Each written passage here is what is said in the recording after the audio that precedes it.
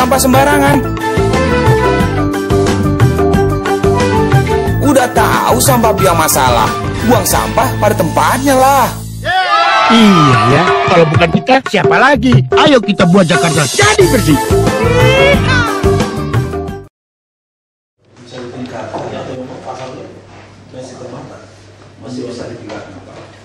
Saat ini kita bermain di purenya banyak kita dan di pure pengolahan jagung jadi bubur buah itu merupakan bahan baku jus. Jadi market kita kebanyakan ke industri, Pak. Oh iya. Jadi nggak langsung ke end user nih ya. Ada produsen lagi ya. Ada produsen lagi. Kalau Bapak minum sekarang ada lawar. Nah, itu kan rasa jambu, Pak. Yang bahan baku kita yang juga, Pak. Oh, jadi ini membuat sarinya, Pak ya? Iya, kita buat sarinya. Murni buah diolah tanpa tambahan apa-apa. Oh, nanti dikirim ke produsen, nanti dia kalau bisa gitu. Tapi aku semuanya gede, semuanya banyak. Tapi kalau itu kita kalau jambu putih kadang-kadang rawan terhadap ulat. Apa jadi luarnya bagus begitu dibelah, dalamnya hitam. Itu karena sudah dibungkus. Oh, harus dibungkus ya? Harus di plastik. Oh, tapi katanya mesti dibolong Iya, gitu kan? dibolong itu supaya ada penguapan.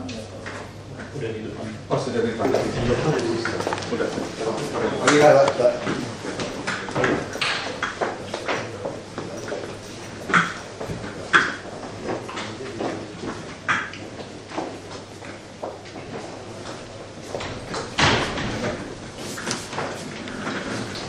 Bapak Wakil Gubernur yang terhormat Bapak Kepala Dinas UKM dari Dinas Perindustrian yang mewakili kelompok industri kecil menengah yang tengah ini namanya Pak Masir, Pak, yang sebelah sana Pak Suparman dan Pak Kamil. Semuanya ada 5 orang, Pak, tetapi ketuanya Pak Fauzi kebetulan ada yang meninggal keluarganya sehingga tidak bisa hadir. Dan kelompok tim Zio ini, Pak, dari Industri Menengah kita. Ini produknya? Iya. Langsung saya tes ya? Iya. Ini Murni dari buah jambu, Pak. Iya. Bapak sudah ngomong, Pak? Iya. Jadi ini kan nggak pakai telinga, Pak. Jadi ini yang menang di dalam lomba gugus kendali mutu, Pak, untuk tingkat nasional di Jogja pada tanggal 12-14 November lalu. Dan ini penghargaannya dari Menteri Perindustrian dan ini juga mendapatkan piala. Bisa 1 bulan ya, Pak? Ya. Bahkan bisa berapa tahun? 3 bulan kalau ini dalam kulkas. Nah, kalau produk pure itu bisa setahun dalam kondisi begini. Ya, jadi kami mengantarkan bapak-bapak ini untuk melaporkan kepada Bapak Wakil Gubernur prestasi yang telah diperoleh ini, dan ini merupakan kebanggaan Provinsi DKI Jakarta karena yang dilombakan waktu itu seluruh provinsi Indonesia, Pak. Dan mereka mohon mendapatkan petunjuk arahan bagaimana juga barangkali ke depan meningkatkan produktivitas dan mungkin juga sekaligus pemasaran dan lain sebagainya, Pak, karena ini juga diekspor ya. Ada permintaan rencana, tapi kita belum sanggup buat ekspor. Nah, nanti barangkali ada asisten ataupun konsultasi dari Perumda sehingga akan memberikan contoh bagi industri lain. Saya kira demikian. Terima kasih. Wassalamualaikum warahmatullahi wabarakatuh. Waalaikumsalam warahmatullahi wabarakatuh. Terima kasih. Selamat, Pak. Saya kira kita bisa langsung jalankan ini aja di UKM. Kita mau bikin pusat-pusat kurinya. Jadi ini harus dipasarkan jadi sebagai bagian dari itu. Orang kan suka yang fresh sih. Jadi kalau dia nggak fresh, kita bisa ini. Sama mungkin bisa kita bantu yang di hotel-hotel. Ya kan? Kayak minuman ini, mungkin kita harus bantu dia yang model yang sekali minum. Kalau dia agak repot. Nah, mesti masuk ke pack, tiba-tiba sih hitung lah. Gimana? Kalau mungkin kadang-kadang orang juga pengen segar ya, di survei aja Pak pacarnya, Pak. Yang pasti yang pusat-pusat kuliner kita kayak Monas itu wajib. Jadi kita tentukan produk kan. Nah, Anda harus ambil dari sini. yang lain nggak boleh, yang import nggak boleh. Nah kita utamakan, yang import kita tolak. Ya sehingga orang kalau nggak mau yang segar, dia mau ada yang kayak gini. Nah ini masing-masing orang sih, nah, kita harus bantu. Terus ada terminal ada, dia ada masuk fructose, ada asid, ya pasti ada orang yang pengen betul-betul murni fresh, diperas langsung gitu kan. Kita memang ada juga produknya yang fresh Pak ya. Jadi fresh extraction. Tahan 2 hari 3 hari. Betul. Jadi dari buah langsung kita olah tanpa tambahan apa-apa seperti asid, glycerin. Nah itu yang mungkin saya kira itu jauh lebih menarik untuk kita pasarkan di Monas. Apa itu supaya 2-3 hari, kan sekarang sudah banyak sekali minuman yang dibuat dari ibu-ibu yang rumahan itu beredar di kalangan teman-teman, cincau segala macam itu dan merek, bahkan udah di packaging bagus. Dulu tuh cuma hobi-hobi aja tuh, cincau hijau. Saya mau tanam banyak. Terus pakai gula pandan. Nah ini ternyata dari rumah-rumahan itu sekarang udah produksi, jadi free. Dia orang kan tahu ini sehat, ya dia berapa hari, dia mulai kirim. Itu sederhana sekali itu. Dia nggak ikut perlombaan memang Pak. Dia hanya, jadi kalau ada pesta segala macam, misalnya rata-rata tuh itu di packaging bagus, tas yang cincau hijau itu. Nah saya kira ini kalau kita bantu, mungkin kita mau selain ada ini kan dijual Pak ya. Mungkin kita lebih cocok masuk yang fresh itu Pak. Ini ketahuan kan butuh berapa. Ya, memang kalau hotel Pak ya, dia itu seperti ini. Tapi kita ada juga galon yang 5 liter, orang gitu. Tapi kalau kita jual ke hotel, mereka tuh minta dispenser Pak. Kita sediakan dispenser, jadi pakai dispenser seperti itu Pak. Yang pendingin itu Pak. Dispenser ya itu kalau ada ke hotel. Tapi memang saat ini kita harus ke hotel itu karena pemasakan semua hotel sudah kompetitor kita tidak ada Pak. Ya, Mereka sudah ada kontrak dengan supply ini memang kita saat ini kita gerilya maksudnya seperti ini. Belum kita begitu ini gitu. Ya kita minta bantu. Belum kita bagus. Hotel-hotel BUMD kita dulu. Untuk welcome drink itu Kita punya Jakarta Tourist Indo. Punya jaringan hotel, Jakpro punya jaringan hotel. Kita bikin surat aja sih, tembusin sana. Jadi Bapak bikin surat. dari kontak Pak Alex. Hotel kita dulu, itu kayak konglomerat kan. Konglomerat juga itu pasaran produk pertama ya di grup sendiri. Kan begitu Pak. Yang di Transjakarta gitu loh, kalau mau jualan di Transjakarta, di Transjakarta terminal-terminal juga bisa. Saya bisa hitung. Kalau yang ini kita hotel sudah masuk Pak, tapi baru dari Blue Sky, Somerset ya, sama Novotel Pak, Mangadula baru dapat itu. Yang lain kasus sama sih. Mungkin dari dinas pariwisata kalau kami pindah juga ini. kita kerjasama supaya dipasarkan. Ya, saya di pariwisata kita hotel kita dulu. Jadi Bapak juga kirim. Yang BUMD itu. Yang hotel kita Bapak yang bikin surat. Nah hotel yang orang lain, dinas pariwisata yang bikin. Nggak bikin surat aja. Kita minta dinas pariwisata untuk hotel-hotel yang baru buka, minta izin. Kita minta dia kasih kita kesempatan jualan ini. Ini konsinyasi yang bisa lihat kan Pak. 1 bulan Pak. Nah, kita lengkap itu aja Pak. Semua hotel yang baru buka, minta izin hotel di DKI harus pasarkan produk kita dulu. Modelnya itu ya boleh maksa dikit kan kita yang punya kuasa. Tapi gini Pak, kita ini ada 2 produk Pak ya. Ada kita bikin bahan baku jus, kayak bahan baku. Mereka campurin ini ya. Mereka nyampurin, tapi market ini banyak kita ke industri Pak. Ke kayak ABC, ke Sosro, Mayora, itu sudah masuk. Yang kita lombakan di Jogja kemarin di KM kita menang itu, kita di produk puri jambu namanya Pak. Terus dalam itu kita lombakan pertama kan kita kan dibina oleh Bapak Wali Kota, Sudin Jakarta Timur sama Dinas Jakarta Pak. Nah, kemudian kita dilombakan pertama di tingkat Jakarta Timur, kemudian dilombakan di Jakarta kita menang, kemudian kita dikirim secara nasional. Jambunya dari mana? Bogor? Ya, ada banyak tempat Pak. Dari Sawangan, Bogor, Cianjur, Sukabumi, Majalengka, Kuningan sampai Jawa Pak. Kebun ya, ini persisnya kebun Pak. Iya, kita ke kebun, tapi kita beli sama petani Pak. Petani.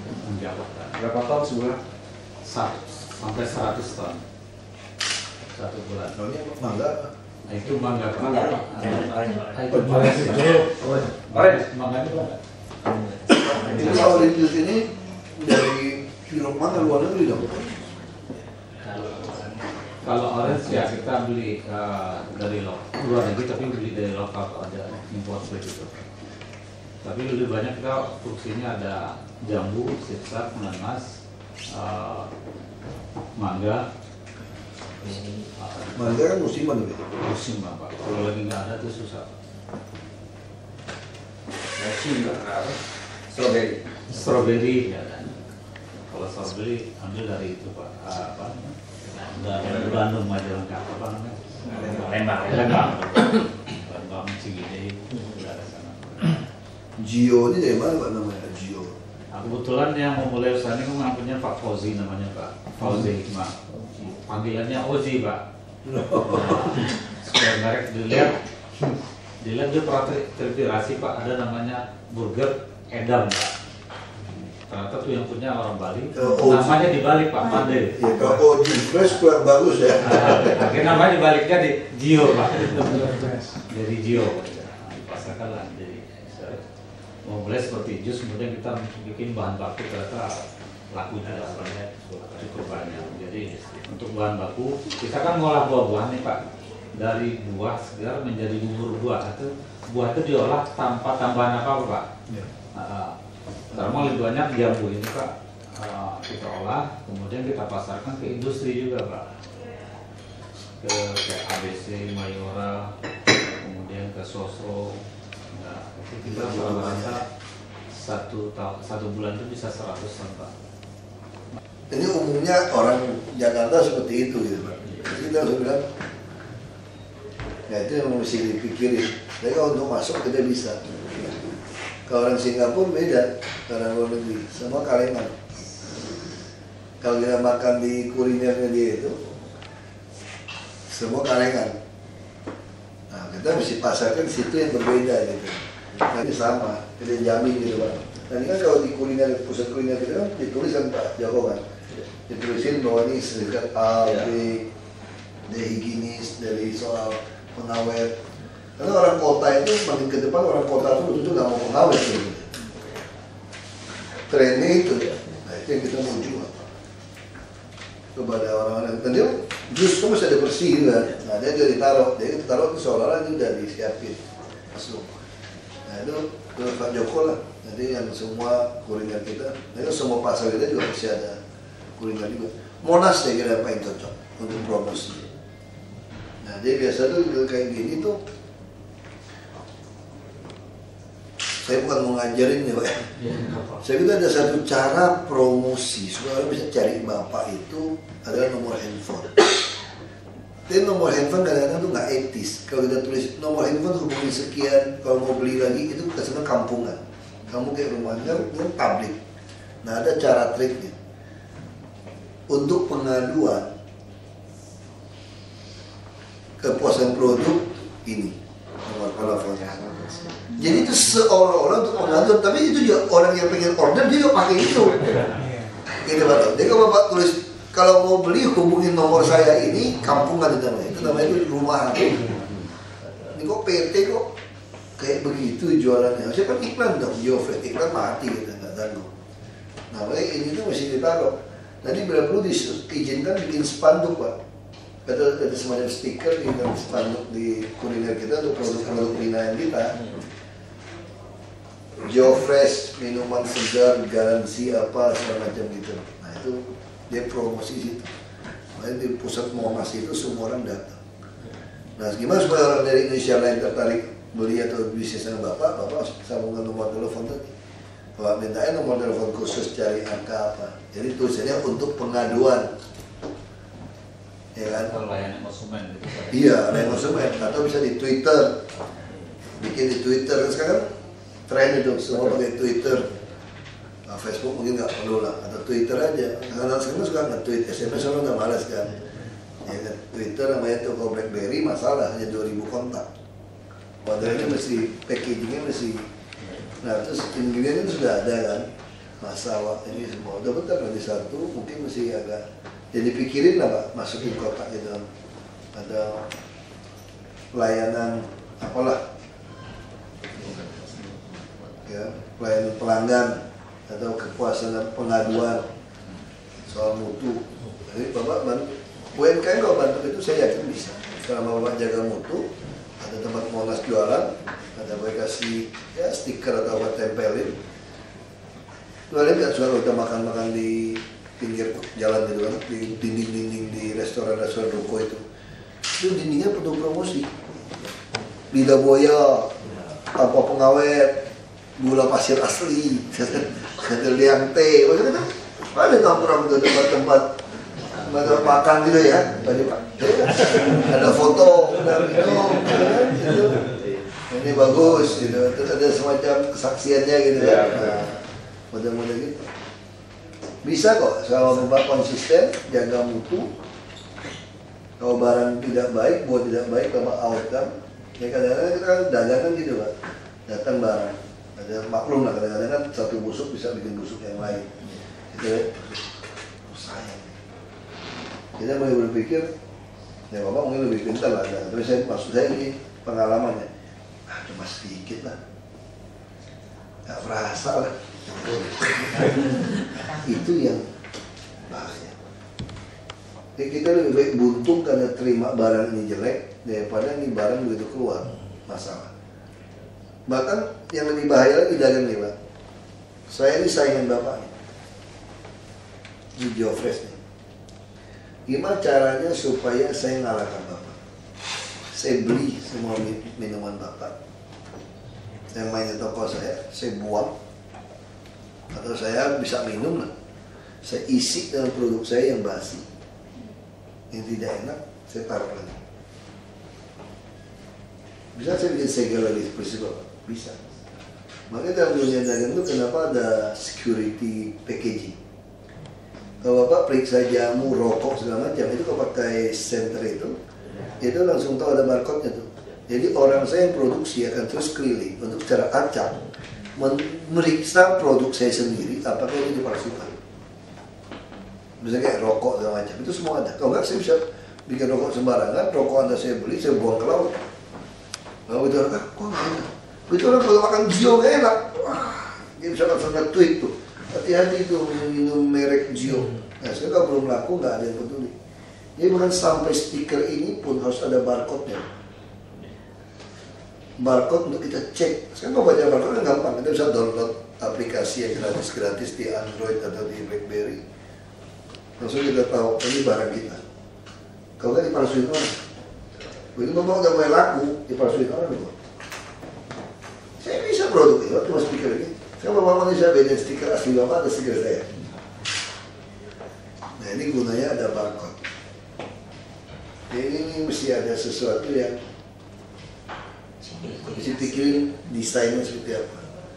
Untuk pengamanan, kalau kita jadi ngetop gimana?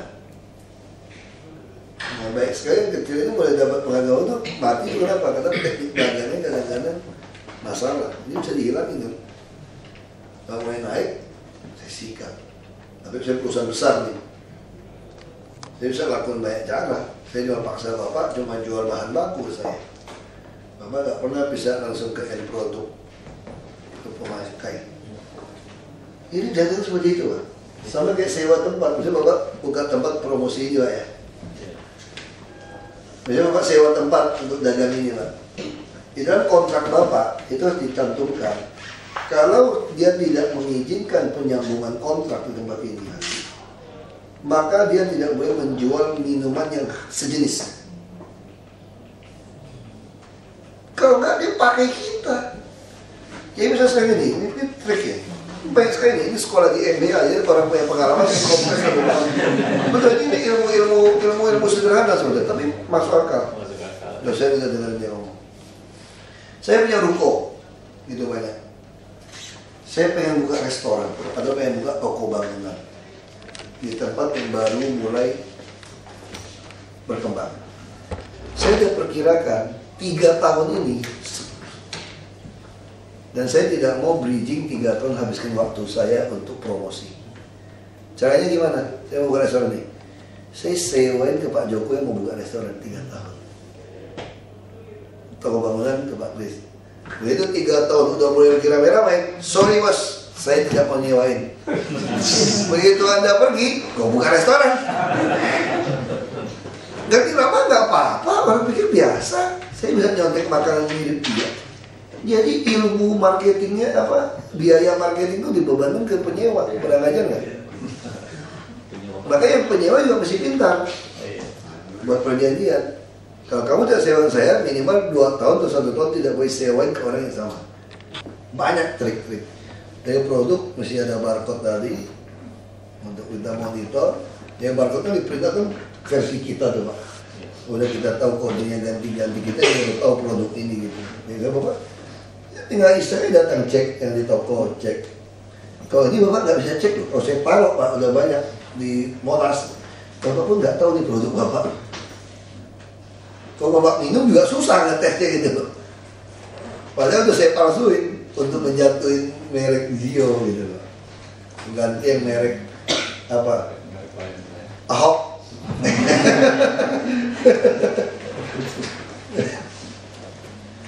Ya, ini banyak lah. Mungkin Bapak mesti bikin Facebook atau ada website atau apa untuk kasih keterangan produk. Karena orang-orang sekarang mungkin lebih baik Twitter tuh sekarang hampir semua restoran itu produk tuh langsung ada Twitternya. Twitter tinggal bikin aja Zio. Kalau nggak mau ingat kan cuma @keong Zio. Nggak usah fresh langsung Zio aja udah. Kalau Zio itu ya tinggal dibuat. Jadi ini Pak Joko yang tanggung jawab ya. Harus tanggung jawab untuk kirimin.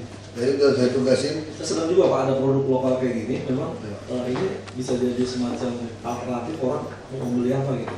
Kayak 7-Eleven kemarin mengenai kami kita ceritakan tolong Pak Joko cari produk yang bisa masuk ke jaringan 7-Eleven. Cuma kita bilang kalau bayarannya masih sebulan nggak usah gitu. Itu biasa ya bayarannya sebulan. Terus gimana? Kalau seminggu saya mau cerita, saya masukin. Kadang-kadang orang masuk ke pasar modern itu keluar bukannya susah, alhamdulillah. Karena dengan pola pembayaran. Jadi kalau Anda bayar sebulan lebih, nggak ada gunanya saya bantu bukaan. Kalau seminggu agak cerita. Nah, itu yang Carrefour dia mau mana mau kasih stand gratis. Yang di dalam itu ya. Maksudnya yang income-nya masih di bawah 30 juta, 35 juta ya. Kayak gitu. Cuma saya fokus ke pembayaran kayak TikTok, ini juga kita dicoba 10 hari ke bawah. Catat nomor handphonenya Pak Joko, ini penting. Sekarang mesti kasih tuker. Jadi kejar, orang dagang kan begitu Pak. Begitu ada peluang kejar. Orang dagang begitu. Kalau kakek saya dulu juga orang nyari barang pun nggak ada pun dia tunggu sebentar saya cari dulu. Dia telepon tanya aja. Nah harusnya pelayanan semua persis seperti itu. Berarti nggak punya, nyari ke orang lain. Ya gitu. Ya, saya dari kecil kan belajar. Kemudian keluarga bapak saya itu kan tambang. Kita tuh memang kuli kontrak timah. Jadi kalau dari pihak ibu saya itu tambang terus dia dagang. Jadi kecil saya lihat toko kelontong orang dagang. Jadi in-house training. Jadi kita sudah cerita kan sama teman-teman kan, teman saya kan rata-rata Melayu. Mereka selalu bilang, kok orang turunan Cina bisa dagang ya, kok Melayu nggak bisa? Saya bukan Melayu nggak bisa, karena dulu nggak ada sekolah. Sama-sama nggak sekolah, kenapa turunan Cina bisa dagang? Dia in-house training, kuliah lebih gila tiap hari. Pagi buka toko sampai tutup toko. Dia in-house training, jadi dia bisa dagang. Kenapa orang Padang bisa dagang? Karena in-house training. Dikasih tahu semua. Tapi kalau udah ada sekolah sudah beda. Makanya CEO yang bukan dari turunan pedagang pun dia ngerti karena ada sekolah. Tapi kalau ketika sama-sama nggak sekolah, yang in-house training akan lebih baik. Dia bukan karena itu. Sekarang orang udah sekolah semua, orang Melayu banyak dagang hebat-hebat besar-besar kok. Orang bilang Melayu nggak bisa dagang, bukan karena dia nggak sekolah dulu. Dia nggak kebayang dagang seperti apa, cara tulis modal, hitung gimana. Kalau orang yang turun-temurun kan diajarin. Nah sekarang orang turunan Cina yang nggak sekolah ya kalah sama yang anak-anak yang sekolah untuk dagang. Dia ngerti jual pabrik jual apa itu beda. Terus suka bilang kenapa Sumbar nggak pernah ribut sama turunan Cina? Seperguruan orang dagang. Nggak ada rusuh kan? Kenapa enggak? Karena kalau sama-sama dagang, prinsip orang dagang sederhana kan. Pertama, 1000 musuh kurang. 1000 teman kurang, 1 musuh kebanyakan. Ini udah diajarin. Terus urusan besar dibuat urusan jadi kecil. Urusan kecil dibuat jadi nggak ada urusan katanya gitu. Nah, ini orang dagang. Apapun boleh asal cuan gitu kan. Nah, orang Padang tuh tahu prinsip itu, ngapain musuh ribut? Tuh ribut gak ada yang datang belanja loh. Nah, ini sama-sama ini prinsip. Kalau nggak bisa ngalahkan dia, teman sama dia, jadi orang dagang kan. Kalau nggak bisa nyaingin produk dia, jadi subnya dia. Yang nggak bisa nyaingin ABC, ya jadi subnya ABC. Kalau nggak bisa keluarkan produk sendiri. Ya, saat ini begitu Pak. Ya. Kita jadi Saya cuma khawatir bapak-bapak ini sudah puas menjadi supplier perusahaan-perusahaan besar. kalau saat ini Kalau sudah puas seperti itu, udah lumayan kan. Nah, ini juga zona nyaman. Banyak orang tuh begitu. Dagang tuh mesti ada ambisi ya Pak. Mesti ada, misalnya contoh, ketika Starbucks memutuskan membuat Starbucks itu, dia udah targetin mesti ada 30 juta orang minum kopi saya. Ketawain dia, lu gila gendeng. Kopi dari mana? Dari Kabupaten Karo yang Sinabung ini nih. Dia beli sekilo paling 15.000 ya kopi. Tapi setiap gelas dia bisa untung $2. Lebih setengah kan?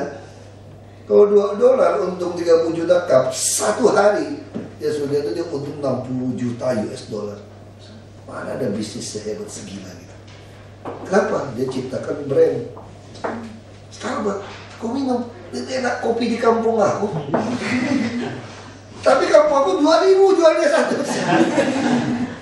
Ini 2.000 rupiah. Dia berapa tuh? 40.000 lebih ya? $4 tuh kira-kira mereka jual. Makanya bisa untung $2. Kan gila, betul. Bukan gengsi loh, kalau nggak enak ya. Dia bisa ketemu tes, dia bisa tahu orang duduk-duduk, dia cari gitu kan. Ya, kebetulan saya nggak minum kopi, mungkin kan perutnya perut murah kan. Banyak yang susu. Nah itu kita mau bikin tuh Pak, yang di UKM Melati. Bikin. Harus bikin pusat seluruh kopi Indonesia. Kita buktikan lebih enak dari Starbucks. Nanti kita yang di situ tapi terus mereka ciptakan. Luakan iklan terus. Enggak, kita masih ciptakan. Mari kita bantu pusat kopi semua. Ya nggak mau kopi situ. Nah itu juga bisa titipin ini Pak. Bisa Pak. Kan kadang-kadang nggak mau kopi, dia juga mau minum. Nah kita mau bikin pusat di Tanah Abang ini ya. Ada orang di situ. Maksudnya kita mau lakukan. Ya kita mau ciptakan banyak tempat-tempat, termasuk nanti rusun-rusun terpadu. Kita punya super blok juga Pak. Ada 26 lantai rusun, dari bawahnya itu pasar semua. Nah ini malam pun 24 jam berubah jadi warung kopi, makan, tapi yang rapi, yang bersih. Orang tuh harus berani. Sekarang kenapa? Kan kepercayaan produk Pak. Kenapa saya mau beli keju atau coklat mahal dari Swiss atau dari Belgium, dari Jerman? Kenapa? Saya yakin ini coklatnya asli. Padahal dia nggak punya pohon coklat, nggak punya kebun coklat yang lucu. Kenapa sih nggak berani beli Indonesia? Ya, nggak jelas loh ini sebetulnya campurannya asli coklat apa enggak? Karena kita tuh nggak berani konsisten. Kan kita nggak punya pemerintah yang berani tegas. Makanya nanti kalau kita berani tegas memotong orang-orang yang pakai bahan pengawet semua nggak benar nih Pak Joko. Pasti orang akan berani beli. Sekarang mulai takut. Berani nggak orang ke Cina beli makanan sembarangan? Takut orang sekarang. Telur bisa telur buatan mati kalau lu ngeri loh. Mulai ngeri kan? Nah itu jadi ngerusak nama, dan kandungan ini. Cina banyak produk bagus, tapi juga kalau pengawasan nggak bagus, nggak ada yang nekat. Nah ini yang mempertahankan produk ini yang tradisi kan. Kenapa nggak percaya sama ABC? Kenapa percaya pada cap orang tua? Karena kita yakin orang tua ini bagus, dia promosi terus, bosnya tes sendiri loh.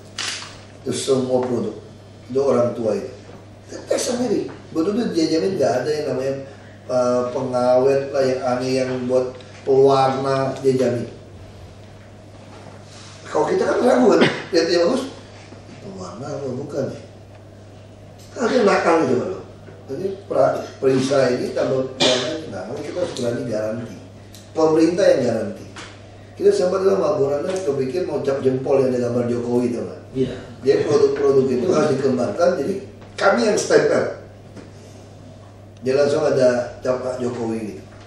Ini stempel, kalau ini produk lolos, yang udah masuk ini si jempol gitu kan, produk itu si jempol, jadi pasti kalau DKI udah berani kasih cap si jempol, tidak garansi dari sisi pengawet, sisi semua beres. Ini satu promosi kan. Nah, tempat promosi di mana yang bagus? Yang Monas, pusat-pusat seperti ini. Seluruh Indonesia datang. Bapak tinggal ada nomor yang bisa saya hubungin. Kalau enggak, saya baru dengar di Jio hari ini. Karena Bapak nggak pernah iklan di TV soalnya. Ya, yang mie rasa ayam kan ada iklannya. Ya, saya kira itu tinggal langsung ke Pak Joko terus saya kirim surat kepada semua hotel kita. Ya, itu aja langkahnya. Sama minta dinas pariwisata untuk hotel-hotel baru dapat izin, kita sebutkan list. Kan bukan cuma ini, minta mereka menerima, mengutamakan produk kita. Kalau ada yang lebih murah lebih baik ya silakan. Tapi kalau sama Anda harus beli. Nah, dikasih list produk-produk kita itu apa kepada semua calon hotel, jadi sudah ada brosurnya. Orang minta izin tuh, kalau kasih izin ada ini gitu, ada kewajiban. Jadi kita paksa sedikit lah kewajiban. Nggak salah kok. Ya, neken-neken dikit kan yang untuk kebaikan bersama kan enggak. Ya, yang penting manfaatnya bukan mudaratnya kan. Jadi kalau memang bapaknya bagus, ya dia berhak. Ya, saya kira itu aja. Ya, mesti geser lagi saya. Baik, terima kasih Bapak Wagub dan kepada Jio yang disampaikan Pak Wagub itu supaya menjadi pegangan dan supaya dilaksanakan. Tadi saya juga sampaikan Pak, dari perindustrian barangkali bisa bantu permesinan supaya dia bisa menambah tenaga kerja sehingga bisa mensejahterakan masyarakat. Terus di situ ada perputaran ekonomi, terus ada segala macam. Nanti kalau perlu dicicil mesinnya itu di Bank DKI misalnya gitu kan, dipotong. Tapi Bapak buka rekening di Bank DKI, nanti keuangan Bapak di Bank DKI nanti secara auto debit dipotong. DKI juga bisa kasih pinjaman. Iya. Yang di pendanaan itu. Kan kita ada pendanaan bisa lewat bank syariah kita juga. Bank syariah DKI juga. Ini apa namanya? Format Iya kan? umumnya Pak. Supaya untuk yang model ini bisa. Iya. Jadi jangan cuma koperasi aja. Supaya dia bisa mengembangkan usaha dan menambah tenaga kerja. Itu kan membuka lapangan kerja kan. Jadi Pak Joko ya tanggung jawab. Iya, siap. Pak Kris dengan tadi aja. Iya, siap. Kalau untuk pasar banyak. Kalau Iya. kita KJI kan punya outlet. Itu dia udah bisa jadi pasar Bapak sebenarnya. Iya. Sebenarnya itu. Bisa sering Kita dihubungkan. buka lahan kerja Pak, kita juga membantu petani Pak, supaya Iya, petani juga bisa hasil hidup. mereka meningkat. Sekarang ini kita misal jamu, harga kita udah stabil udah jamu. Kita 4.000 sampai 5.000. Dulu Pak, sebelum kita bikin ini, itu jamu mapalan dibuang Pak sampai 1.500 kilo. Paling murah 1.500. Sekarang 4.000 ya? Ngambil di tempat ya? Kita dikirim Pak. 4.000 dikirim. Jadi sekarang ini petani lebih bergairah menanam jamu Pak, menanam jamu. Iya, Bogor saya dengar juga gitu ya. Iya, Bogor, Cianjur, Pak. Ya, mereka sekarang lebih karena banyak permintaan dari kita gitu. Jadi petani itu merasa lebih enak gitu. Saya juga suka. Cara ini juga kita kasih tahu Pak, jamu seperti hasil supaya bagus seperti apa. Pupuknya, terus dibungkus jamunya supaya nggak ada ulat gitu Pak. Nah, seperti itu yang kita. Saya mesti saya bungkus dulu. Saya punya jamu pelutupnya di rumah. Tak pulang kok. Bukan disingkat kalong. Lebih duluan kalong jamu. Dan jeruk dia nggak mau. Saya beli jeruk kunci. Jeruk masam gitu. Beli itu kan jeruk kunci. 25 pohon dia punya di atasnya. Lumayan terus kayak panen itu satu tas plastik. Buat lemon itu enak tuh Pak. Iya, bikin begitu jeruk kunci. Ini mau jeruk lokal itu pakai jeruk Medan Pontianak lah ya. Kita bikin kurenya. Itulah nggak rasanya pahit Pak. Iya. Kita belum ketemu ininya tuh. Betul. Kita bikin jus nih. Betul. Nah, itu rasanya hari pertama masih bagus. Iya. Selanjutnya Betul. muncul rasa sampai. Itu yang belum kita bisa ketemu ini. Kalau saya ketemu bagus juga buat dimakan. Iya. Terus Tapi kan pabrik-pabrik itu gimana caranya ya jeruk-jeruk yang Pontianak itu kan proses sudah ada tuh pabrik yang proses mereka rata-rata dicampur lagi. campur lagi. kandungan sedikit. Terima kasih.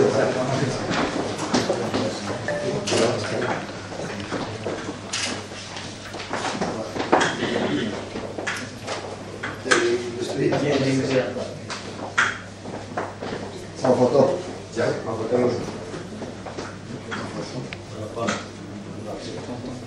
Mau di ruangan aja yuk foto. Bawa aja di ruangan aja. Biar tahu ruangan Pak Oji. Pak Oji Oh, sampel jus ya Pak? Sampel jus. Nggak cukup dua rombongan. Kita mau ikut ini. Mbak, tolong Mbak ya. Handphonenya. Kedua. Belum.